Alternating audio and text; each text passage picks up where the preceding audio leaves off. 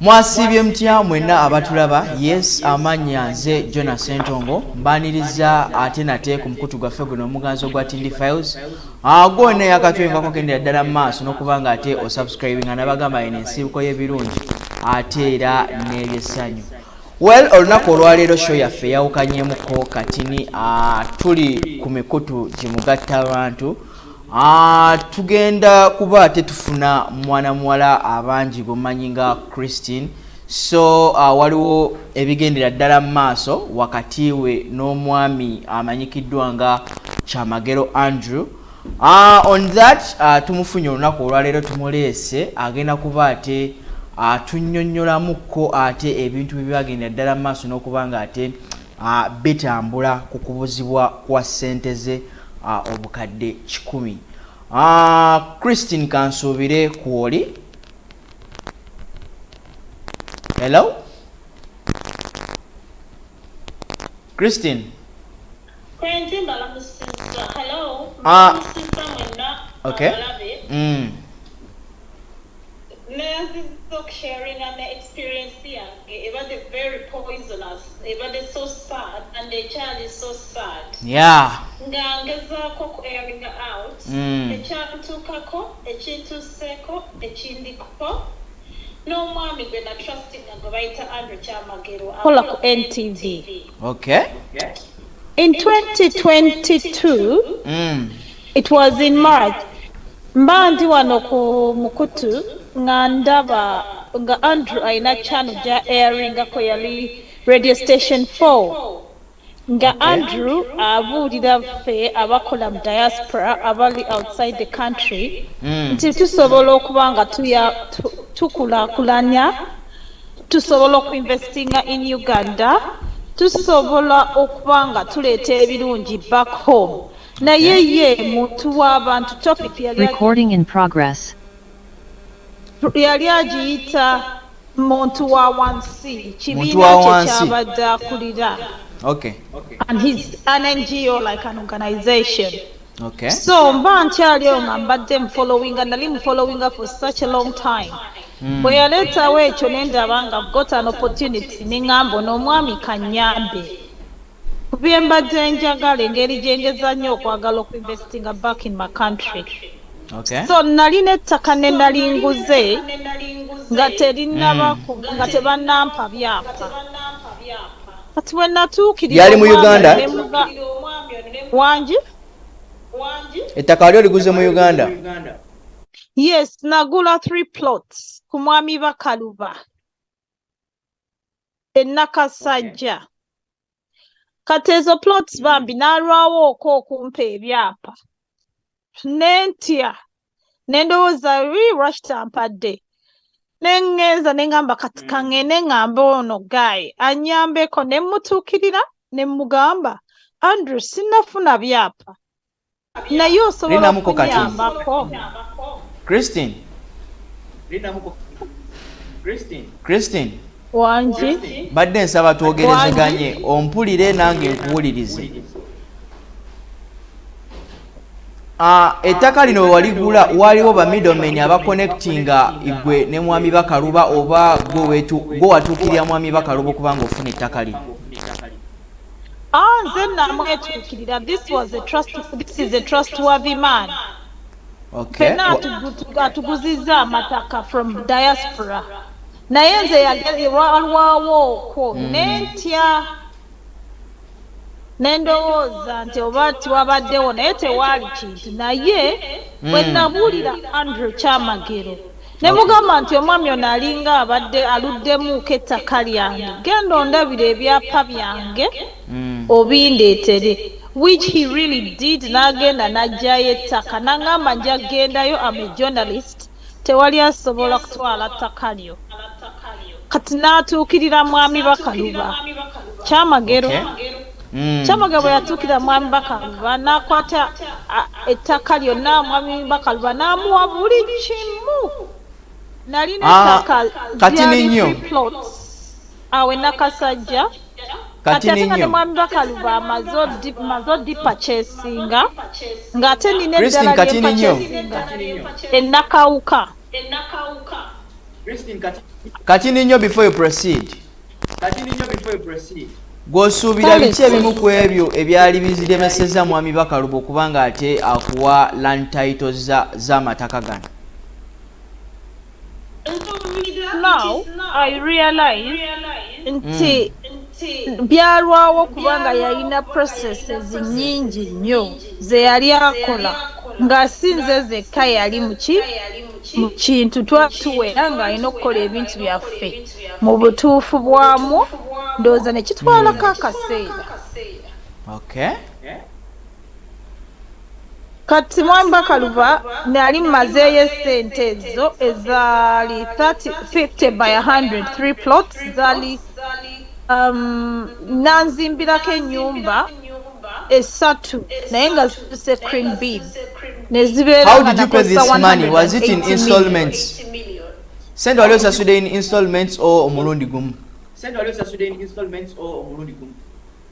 Nazisasulanga. Mwami Bakaluba ng'omuweereza ssente alina both international accounts ne Ugandan accounts. Okay. So nakozesa buli ngeri ssente ne nzimuweereza ye teyandiiko buzibu bwonna. Ssente zonna yazikolanga bwe twakkaanya naye yali ne nakawuka nga nkyamaliriza ssente. Mwami Bakaluba n'anyiiga n'aŋŋamba lwaki olowooza nti sanguye nanziriza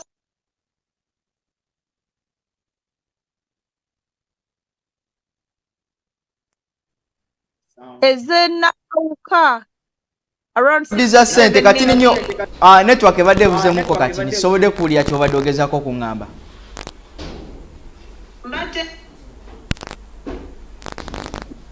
Nze mbadde ŋŋamba nti yanziriza ssente ez'ennakasajja zonna yampa yawa Andrew transfer forms byonna n'ampa n'ekimala.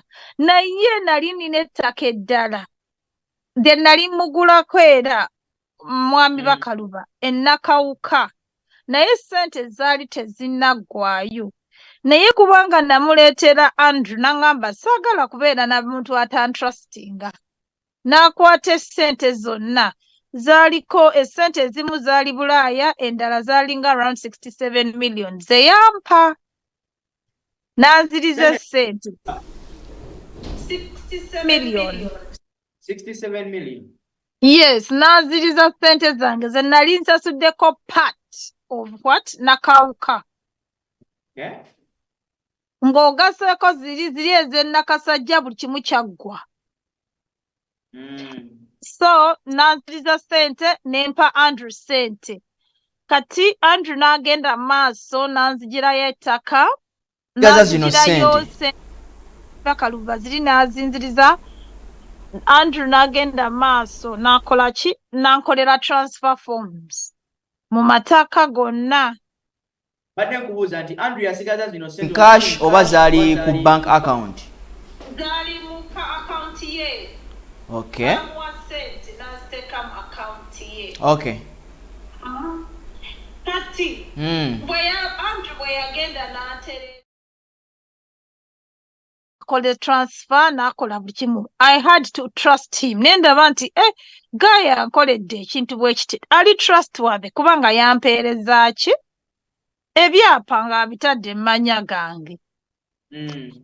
Kati ne mugamba Andrew tukoze tutya n'aŋŋamba oba oyagala oba olina obusente to invest in Uganda jangu tukolagane ompe nja ku investingira ssente tuleere buli kimu kijja kuba kirambulukufu. Konze nti kale kankwate ssente zino ne nkwata emitwalo 2 egya pound which was worth 100 million eza Uganda ne nziweereza mu akaunti ye mu Centenary Bank ne evidence yonna ngiyina. Ati nnyo. Yes sir.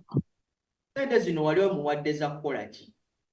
Yangamba tuinvestinge ssente so that amaliriza ennyumba zange engeri gye zitaliiwo. Jjukira mwami Bakaluba yali anzimbidde ennyumba ne zitaggwa 3. So kati Andrew yali agenda okuba ng'amaliriza emirimu gino gyonna mwami Bakaluba. Yes. Yes. Okay. oyo Andrew n'aŋŋamba nti abalina omwami abazimbira amayumba ku NTV oyo mbu yakolera abakozi, so alina all the abantu ababikola expertise abasobola okukola ebyokuzimba okukola ki, alina trusted people. Konze nti kale nenkwata ssente n'aŋŋamba naye zino essente tusobola okukola ki tubuza. Actually omwami oyo yaŋŋamba n'okuŋŋamba twetaagayo around each house needed 100 million okuggwa completely to finish.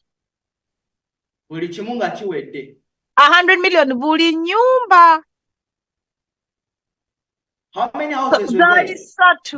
Zaali ssatu nga ziri incomplete. N'agamba yayogera n'omuntu ne bagamba ennyumba bwe zibeera 100 million buli nyumba approximately tujja kuba tumaze ebisinga. Cause it is fine. Naye n'agamba engeri gy'otalinawo ssente ziwera zino ssente ngenda zikwata nzinvestinge. Nina investments z'engendo zikozesa naye tugenda kuba nga tuteekamu ssente buli mwezi tujja kuba tuweereza ssente mu akawunti. Eyani yaŋŋamba mu akawunti nze nga mmanyi yange. Ne mugamba that is very fine. Kati at the same time Andrew kweyo gundi yali ala Andrew oyo mwennyini yali apromotinga Zeno money market. Waliwo kye yali atuyigiriza okusevinga ssente mu money markets okusinga oziteeka mu banks nga bagiyita Zeno. Kati bwe bagiyita Zeno ne mugamba nanzigulirawo akawunti. Bwe yanzigulirawo n'ampa omukyala gwe bayita Tumusiime Sharon. Nebeera mu mannya gange. Ne mugamba thank you. Ekyo ne ki-addinga trust nti omuntu anziguliddewo ne akawunti mu Zeno. Kitegeeza wa mazima. Kitegedde. So as the story continues, Andrew n'aŋŋamba agenda ku investinga n'aŋŋamba buli kimu akiwandiika, buli kimu tukiteeke mu email, buli kimu ye muntu wa mazima, muntu wa dignity, muntu alina integrity, muntu n'aŋŋamba nze sisobola kwagala abantu babba bankuba kyeyo, sisobola bikikonze nti that is more assurance. Konze nti kale bwe mmala omuwa ssente n'atandika okuwandika emails n'ayogera nti nno zino ssente bwe ziti tugenda kuba tufuna ssente zo buli ngenda kuba nkola bweti nga nzinvesti. Bwe mmala okuzinvestinga tukuwanga ssente bwe ziti buli mwezi naye tugenda kuba tubidocumentinga through email and through everything. Kati nnyo ekitegeeza ssente zino mwatuula like Andrew yagendera ddala maaso n'okuba nga ate apeninga down buli kimu ekyali kigenda okuba nga kikolebwa mu ssente zino.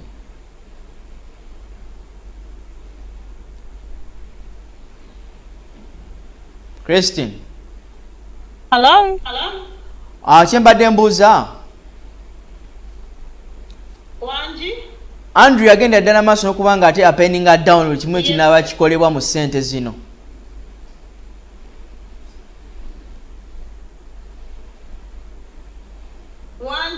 Andrew yakuwandiikira buli kimu ekinaaba kigendera ddala mu maaso n'okuba nga ate kikolebwa mu ssente zino. Yampanjikira yaŋŋamba nti agenda kukola investment naye buli mwezi agenda kuba mpeerezanga ssente ezivuddeyo ng'azindaga nga tukkiriziganya nga I sign for it nga tuli ku same page. Naye jjukira emabega waliyo ssente endala zino eza Mwami Bakalwa ze yamuwa kwe yajja okusasula ebyapa ne kusigalako ssente endala.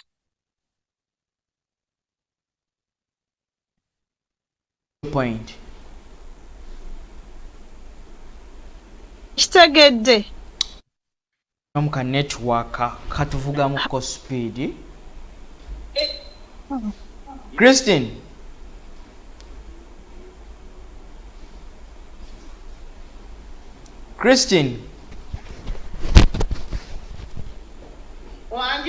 Okay, kati nkuwulira. Nze mbadde ŋŋamba Nyenyam. kati bwe twategeragana ŋŋamba investments ze zaakoze naye agenda kuba asasula ssente zino mpola mpola through what he has invested buli mwezi ansasule ssente naye buli kimu ng'akiwandika ku email ng'andaga nti ebyo byonna bulaga bukakafu na integrity na mazima n'ampandikira buli mwezi ssente bweziti z'aba aleese n'agendanga ne mu bank n'ampeereza bank statement ne mugamba tuli bwe tuti nti bwe kiri kyawandiise n'enzikiriziganya paka naye lumu nali nga mpandikidde nga ŋŋamba nti ninawo ssente bweziti ne mugamba Andrew teziwera bw'ogatta ssente ez'emabega na zino zompadde ssente zange zibulako $3,000,000 ko ye nti no Centenary Bank yazibye nti yakutte Centenary Ntinda branch yagendayo okulaba ssente ze ng'abaana bazanidde mu ssente zange n'abagambako abaana ne babakwata ne bagenda ne mu kooti n'aŋŋamba within 2 weeks Centenary n'ezisasula ne mugamba nti Andrew ssente zange oziteeke mu akawunti yange kubanga sikyakola ki sikyakkiririza mu Centenary babba ssente z'abantu n'aŋŋamba sigenda kuteeka ssente mu akawunti yo kubanga njagala by'amazima saagala gamba ate saakusasula ate kinjagala nteeke ssente zino zonna mu akawunti yange mu mannya gange nga Andrew Kyamagero mu Centenary ne mugamba naye bw'onooba ofudde essente nga teziri mu mannya gange n'aŋŋamba nze ne mukyala wange Linda Ndagire Kyamagero tutaddeko signature ne tugamba nti we are just custodians of this money mwennyinizo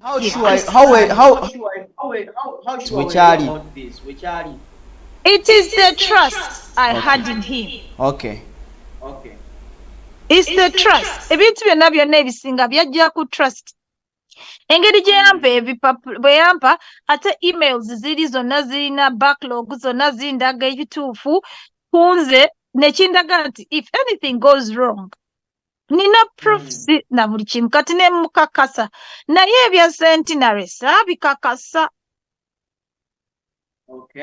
Naye n'aŋŋamba azisasudde bazizizza mu akawunti so naddamu n'ampeereza statement ne emails nga ndaga ssente mweziri nga teziri stamped up to date nga zibeerako stamp that date z'abampeereza obukakafu bwonna mbulina naye nagenda ne tufunako ebizibu ne ŋŋamba njagala ku ssente Andrew n'aŋŋamba nedda togeza kuwa abantu bu ssente before heading to that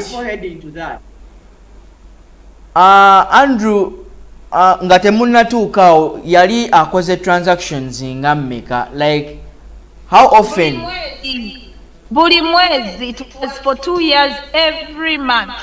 Okay. Nga byonna bifa buli mwezi nga mpa accountability nga transactions andaga ssente ziyingira mu account ye. Okay. Nze namu trusting nga ŋŋamba byakola bituufu olw'ensonga yampeerezanga account details ssente eziriko nga teziri stamped ate jjukira yangamba nti bataddeko kuba namugamba Andrew bw'ofuna obuzibu ssente zange n'aŋŋamba ne mukyala wange ffenna tumanyi kye tukola okirabye so nenzikiriza ne ŋŋamba nti fair enough kati bwe yamala okunnimba ekya akaunti Centenary okubba ssente $3,000,000 ne mugamba nti nze sikya trustinga banka yo mumpe nze njagala ssente zidde mu akaunti n'aŋŋamba nedda babasibye banka ezisasudde kati nzitadde mu fixed deposit togisobola zikwatako ne mugamba eddala maaso n'okuba nga ate ofollowinga up ati kati ssente ozimuwadde so follow up yali email zibuli ssaawa kati ofollowing oti omuntu ng'amanya agali ku akawunti gage singa gaali gange nandikikoze naye gaali gage nga sirina ngeri gye nsobola kuba mu banka Okay. Naye ng'ono assures me ne statements ne emails. Era I continued kati bwe yaŋŋamba nti ssente ne mugamba mpa ssente zonna mbivuddemu sikyayagala kintu olw'ensonga banka eyagala kunziba. Oba si kyekyo kwata ssente zino ozisasulenga mu akawunti yange eyazze no. Naŋŋamba nedda saagala kukola bwe ntyo njagala nkuwe ssente zino mu mulundi gumu n'ebintu bino tewabeerawo agamba munne baliwo gwe babbye. Nze nina strategies byonna olina okufolowinga kyenkugamba. Okay. Naŋŋamba nkuyigiriza jjana eno obeere patient obeere n'obwesigwa nti abantu gye bali abalungi. So it is a process gy'oyiga. Koze nti kale kati mba ndi awo through the trustee ampeereza ebyapa byange byonna mannya gange mba nina ettaka eddala ly'entunda. Ne mugamba Andrew njagala kutundako lino ettaka sigenda kusobola lidevelopinga naye nfunira akatale. Ngamba kale ng'agenda ng'alikebera ng'atandika. Bwe yatandika ettaka lino lyalimu a bit controversial. Bwe nali ettaka lye nali ntunda nga bagamba liri ku source of the Nile. Okay. Kati nga Andrew angamba nti okimanyi nti nno ssente bwezi tukiriziganyizza nti ssente tugenda kulitunda 3 billions biki. Naye omwami omu gwe bayita Rwaboogo aliyingiddemu agambye emputu atuwa 1 billion. Nze ate n'amazima gange sisobola kuyisa bbali. Tetukkiriza. Koze nti kasita wooli ne powers of attorney n'eziwandiika. Andrew asobole okulitunda naye kwaliko exceptional thing nti bw'aba atuusizza okutunda nina okubeerawo and I'm the last signatory to acquire the money. Ng'okomyewo olwo. Naye nga bw'aba alitunze nkomawo. Okay. Kati n'agamba nti bagenda Rwaboogo ayagala kubba ttaka lyo naye natandika okumbuulira ebintu bino buli mwezi oba buli time. Rwaboogo azze ku NTV ne tutuula n'aŋŋamba ojja kulaba bw'otampa ettaka eryo we will have to access it. Andrew n'aŋŋamba nina ebizibu bajja kungoba ku mulimu. Rwaboogo abiyingiddemu because I've refused okumuwa ettaka. Koze nga tulabye n'omwami ono tugenda kukola tutya. N'abeera nga byaŋŋamba. So that is 2022. 2023 jjukira tukyagenda mu maaso ne bank statements ne emails. Tuba tukyali awo ne musaba ssente endala nannyima n'aŋŋamba nakugamba ntya. Tulina okuyiga okuba abagumiikiriza essente zo tuzitadde mu fixed. Ate banka yagambye tejja kuwa ssente. Ne mugamba naye ffe wano nga batuwa ssente we tuzaagalira nga interest tebikyatukwatako. I just need the money. Yagaana. Ne ŋŋamba kasita ngumye. N'aŋŋamba buli bw'owulira ng'onafuye nga tokkiriza nkubira essimu. Kati nga buli bwenkuba essimu nga ŋŋamba nedda beera mugumiikiriza ssente gye ziri tolaba zonna nzikuwa nkulaga ssente bwe zijja okuflowinga. Konze nti kale tuba tuli awo nga last year in 2023 ng'era ddamu bisitoore ebyo ng'aŋŋamba what is this. Ng'aŋŋamba emyaka 2 gigenda kuggwaayo ampe ssente zino nga ffenna tuli ku same page andaga ssente naye andaga through email na bank statements again. So he was due to give me my money back mu April. Bwe yali mu April ne muga April 2024. Okay. The 4th of April. Naye ku the 3rd of April namukubira essimu ne mugamba Andrew ndowooza ssente zonna tuweddeyo by the 4th ogenda kuba ompadde ssente. Around 4 nga zonna ssente zange ziweddeyo nga ziweze $1,500,000. Kyokka yali aŋŋambye $1,500,000 ago engeri gye ziri ku fixed deposit. Banka ejja tuwa deposit we tuba tufikisinze ssente zaffe ejja tuwa ssente nnyingi zijja kuba over $200 million. amagoba kale katulinde ku luno olunaku weziri ready ntegeere banka wetuwadde amagoba gaffe nangompe yankomawo ku makya nalinga ku mulimu naŋŋamba nti okimanyi nti nno nina ebizibu koze nti what's the matter omusajja nagenza omubanja nanjiira omwenge ne tulwana nantwala ku poliisi kati bantu te poliisi nina ebizibu koze ate ebizibu bya sente zino ne mubuuza kati ate ebizibu wabikoze ti omusajja abadde batuwa sente buli kimu kati ate olwana n'abantu ku last day konze nti kale ng'adde awo nga ŋŋamba nina ebizibu simanyi ebyesente bindeetedde obuzibu amangu ago naŋŋamba nina omwami gwe njogedde naye aŋŋambye nti poliisi enneetaaga kubanga bandoopyeyo anduraboogo yagamba bwenfunanga akazibu konna poliisi emwenfoominge bamusibe neŋŋamba kati bagenda kusibira ku lwana bya ssente ko ye nti mba ndi awo nga nteekako zoom nga nteekako omwami ng'agamba idi yogera n'omukyalo ono ezo sente twali tuzinvestinze naye ezo sente kati poteya tezeetaagisa tetulina kuzigira ki wadde tetozoogerako kubanga tebyali mu mateeka koze kiki kyemutegeeza emyaka 2 era sente zo antu tugenda musiba emyaka 4 yakubye omuntu olw'essente ate ezo sente kirabika oba yali azimuwoze kati bw'aba yamuwala we are not allowed in Uganda buli ssente gye yali awaddeyooko omuntu oba buli kye yakolako byonna biri fraudulent byonna tubisebyeko ne ŋŋamba omusajja nti pannange don't make me a fool omusajja immediately n'ava ku ssimu bwe yava ku ssimu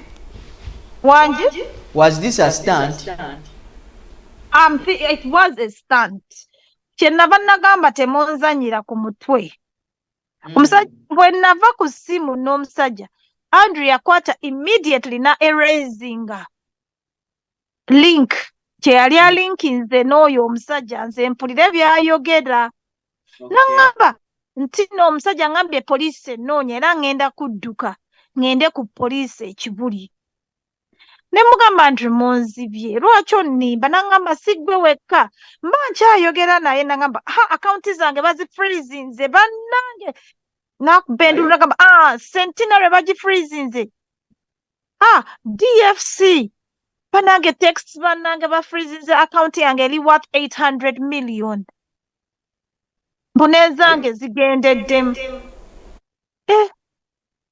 nemugamba poliisi yajjawo obuyinza obufreezing accounts zo you have to go in court in case you've not been right oba waliwo kye beemulugunya n'akubira mukazi waawe essimu neyeekozanga akubira mukazi w'essimu Linda ebizibu biguddewo jangu nga ava ku ssimu nga ŋŋambe kati bampita nze ngenze ku poliisi kweropaayo tebankwata nga nzijjako essimu after like 30 minutes nga nkubira ndi ku poliisi ekibuli owa CMI ne wa CID kubanga bagenda kunkwata njagala kwereportinga baleme kunreportinga naye bwe yayogera mbw ali wa CID yatuuka awo n'agamba mu ssimu ng'ayogera ati police don't touch me I brought myself byonna nga mpulira teriyo muntu yenna ku police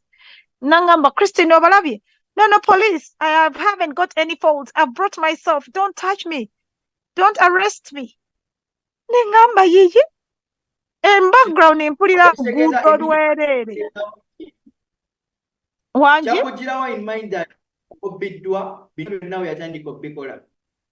awo kasita yaŋŋamba bafreezinze mbu yalwanye n'omuntu poliisi freezinze ebintu neŋŋamba what a coincidence poliisi eye Uganda efreezinga etya sente zo immediately kankuzeeyo katono nnyo emabega ate ku bino eby'ettaka eryali ku Source of the Nile byo yali abikomezaawo ekyapa yali kirina ekyeyo namuwa ogundi ekyapa si yakiina naye nali muwandikidde ebbaluwa nti asobola omuntu omuwa fotokopi n'aba ng'akitambuza naye nga talina original. Kati ebyo byonna kwagamba kwe kwava obuzibu nti Lwaboogo yamulondoola nti agaanye omuwa ettaka lyange ku bbeeyi gy'ayagala. Kati n'agamba ajja kukonti Andrew. Naye bw'obitunulamu olaba nga he was just building up a story okunnimba, to me the way I see it. Kati n'agamba nti ali Kibuli. Kati engeri gye nninayo abantu abakola ekibuli ne baŋŋamba nti nenkubirirawo kazini wange essimu nti munnange omwami oyo ali eyo Kibuli.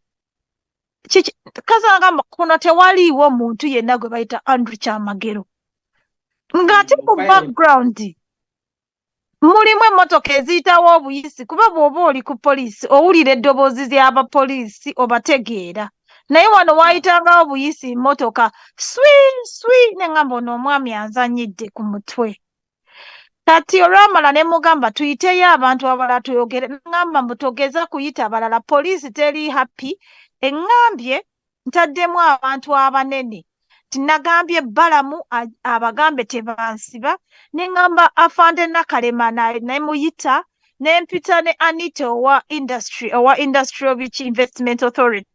Buna police nebeera so annoyed with him ne mugamba lwaki oyita abantu abakulu ne bagamba command from above tebageza mukwata ate police ne mugamba mbu bw'oba oyisa abo toddamu kwongerako bantu kubanga nze nali mugambye ngambeyo omuntu yenna gy'atuyambe nagamba nedda toyongerako omuntu police egambye bwe nyongerako omuntu yenna ensiba. Tobeera na muntu yenna gw'ogamba bajja kunsiba. Koze nti naŋŋamba mbu kati naŋŋamba nti kankuwe mukazi wange. Mukazi n'anzijako.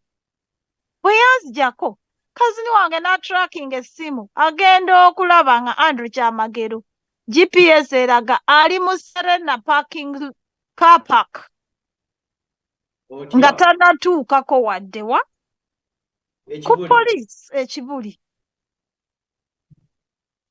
Nentegeera kati byange bifuuse bibi ddala. My nightmare has come. Ne mukubira essimu nangamba kati mukazi we nankubira essimu nangamba ng'akaaba bannange tulabye ebizibu bitutuuseeko koza ate kiki mwabadde bitya bino bituuse bitya nangamba munange nasaba Andrew sente 2 weeks ago nangamba esente bazikutte nengamba naye ono omukyala ayogera contradictory things. Omusajja agambye bazisifiriwa Andrew ate yagamba bwe mukyala wa Andrew Christine.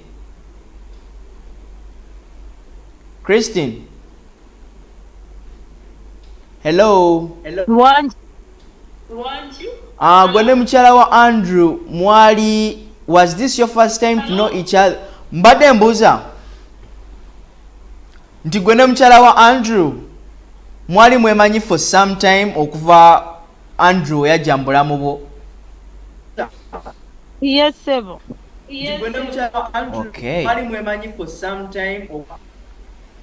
Kati bwe yakolanga ebyapa byange eyali witness we yali mukyala we. Lumu olusi nga njogerako ne mukyala we nga bali mu mmotoka we tuba twogera nga mpeerezezza bank statement. Recording stopped. Recording in progress. Hello? Hello, kufuna. Andrew ne mukyala we olusi nga Andrew bw'aba kaŋŋambe nga njogedde naye ku weekend oba nga mpeerezza olusi nga aba ne mukyala we naŋŋamba hallo Christine nga twemanyaako hallo n'okuba nga yagamba ku byapa byange kuliko erinnya lye as a witness. Kati nga ne mukyala we olusi nga bw'abeera ku Facebook ng'alina mukazi we nga boogera oba TikTok oba anywhere nga oba nenzija ne ngamba hallo Linda nga naye amanyi bw'atyo. Okay. Just the mutual knowing me. Okay. nga olinda essimu ya Linda nga kkubira nga Linda nkubira essimu nga ngamba nti munange bagenda tusiba ebizibu bitutuuseeko koze tukoze tutya ne nangamba kati ebyo byonna bigenza okutuuka wano nga tobitegedde nangamba last week nasaba Andrew ssente Andrew nangamba essente ze bazisibye kati nze nembigatta angambye bazibulookinze kati ate omukyala ayogera birala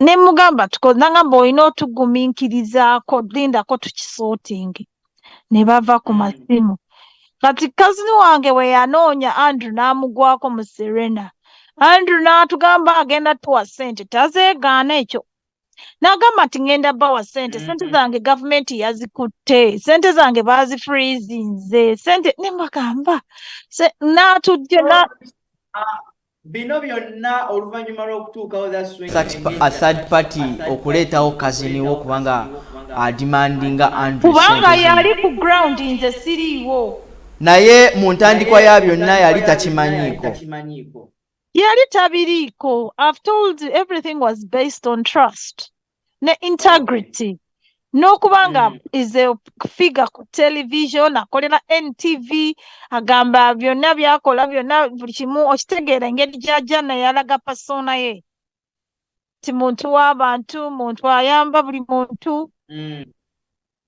kati nga nze sibitaddeemu nnyo cousin brother wange kati bwe nalaba nga atandise okunjaaya ne nteekamu cousin brother wange olwamala n'atandika okuba ng'alimba ne bamugamba aleeta ssente n'agamba jazireeta n'atugamba nti kati mumpeemu ennaku 3 tujja kusasula ssente zino the 30th of April. Bwe namugamba nti kale ng'era nkyali mu kano tomanya wabaddewo ekitali kituufu munnange ng'agamba before the 4th or 5th of April ne 30th April n'atubuulira ne muwandikira messages ne mugamba Andrew n'obonyaabonya omukazi nga nzibwe nti nkola emisana n'ekiro lwaki ombonyaabonya n'abaana bo ebikolimo by'ositudde n'abaana bo bali bonaabona engeri gy'onkaabiza n'aŋŋamba nti nvumya abaana be ne mugamba nedda nkubuulidde the heartfelt thing about it ombonyaabonya otya n'otwala ssente zange zino zonna amagoba sigatutte kyokka wagamba banka egenda tuwa byonna mbyesonyiye wangi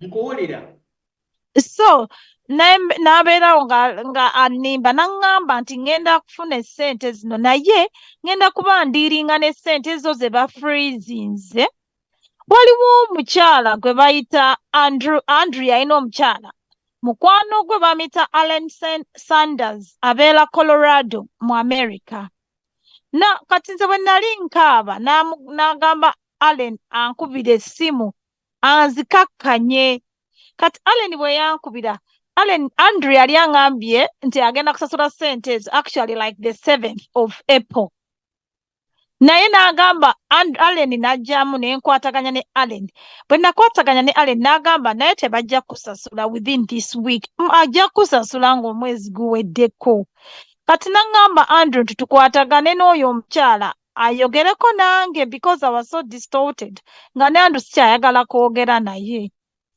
kati bwe nali saagala kwogera naye kazini wange nagamba yogera naye ne bagamba bannange omwami okay Christine kati nkuwulira ayogera ne Andrew n'abagamba Christine agambye tayagala kwogera nange kubanga she is so upset koze nti kale munnange nga njogera ne Allen Sanders ow'e Colorado mu America nga ngamba nti nno oyo mukwano gwange brother wange tajja kuwa ssente naye agambye nga 3 kati 3 bwe gatuuka ne mbagamba how do you kukakasa timugenda kikola n'agamba ngamma omwami wange tukole Zoom meeting buli kimu kibeere recorded ne tukola Zoom meeting ne tukkiriziganya ne mugamba bansasule 150 million zange ku 30th of April kati in the middle towards the kati ne sirika kati around the 21st 23rd ne mutextingira ne mugamba hi Andrew kansuubire tuli ku mulamwa ogenda kunsasula kuki sente zange ku 30th yeddamu n'ayogera ne kazini wange kubanga twali tetukyayogera nnyo nga nze nkozesa text nga my cousin brother ye go between mediator n'amugamba nti omukazi antamye alowooza ngenda kumubba ngenda mublockinga taddayo kummanyiira ate taliddayo kumpuliriza taliddayo kwogera nange taliddamu kundrikinga taliddamu kamublockinga alowooza 30 tennatuuka kyokka nzijukiza bya ssente yafunirawo obusungu mangu awo mangu namblockinga nanzija ku masimu nagamba sisobola nagamba nti nze ne bw'anaayagala okwogera ebintu bino n'abyogera mu media yenze master of media tewali asobola kubigenderako tewali nze I can control media ne bwakola atya for me I am in Uganda, she's in the UK. I can become a mafia bw'aba tampulirangako ajja kuntegeera byonna ne recorded voice messages zonna nzirina with proof buli kimu kyenjogera kiriko proof so this thing disorganized me ngamba omuntu ono katata ntuukidde munnange 30th ng'etuuka nga before the 30th yagamba atadde ebyapa bwe yagamba mbu ataddeyo ebyapa bye mu Centenary Bank biri worth 800 million bagenda muwaamu ssente bansasule asasule n'abalala ssente zaabwe ze balina z'abadde akozesa 30th yatuuka ng'atuuka tugamba tugende mu banka ng'agamba kazini waffe tugende mu banka kumbe ogenda okufuna ssente atugamba ng'atuwa omukyala wa DFCU Acacia Road simanyi Acacia Kololo nga omukyala bamuyita Silivia Nalongo ye looni yali embw akwataganya ne looni nga Silivia atugamba mu banka nga Silivia agamba kazini wange nti ssente tezinnajja naye zijja kubeera ready owulidde ku Friday oba ku Monday kati ne batwongezaayo ssente bazituwe ku the 7th of May okiwulidde nti ebyapa balinda bwa looya buli omu yakkiriziganyiza balinda bulenzi kubisasula banka yabawadde ssente naye ssente bagenda ziteeka ku akawunti with proof n'eddoboozi ly'omukyalo oyo kubanga if this guy is a liar this is fraud alesa abantu ba banka abali ku defraudinga us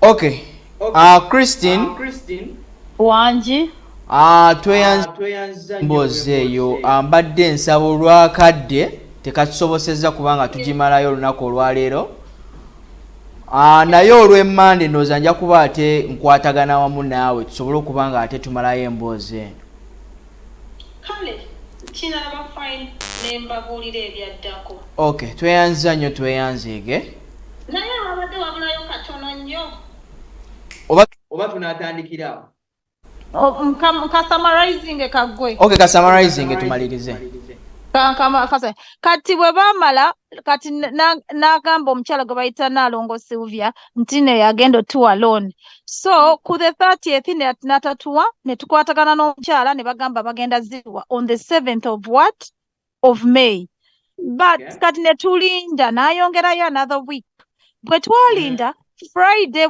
Saturday Sunday bwetuuka nga ku Tuesday that was the 5th of May Andrew baddi nti bamukwata ne bifulumira mu mawulire nti nno babadde baagala kumutta mbu babadde okumufolowinga nti ababbi bamufolowinze kati bw'amaliza omufolowinga bwe yayogera ne kazini wange n'agamba nti okay naye n'amala ng'amugamba nti nze omuntu yenna poliisi gwe mpaddeyo ye Christine gwe yekka manje miliyoni ze150 muwaddeyo ye suspect eyasindikidde ababbi okunzita.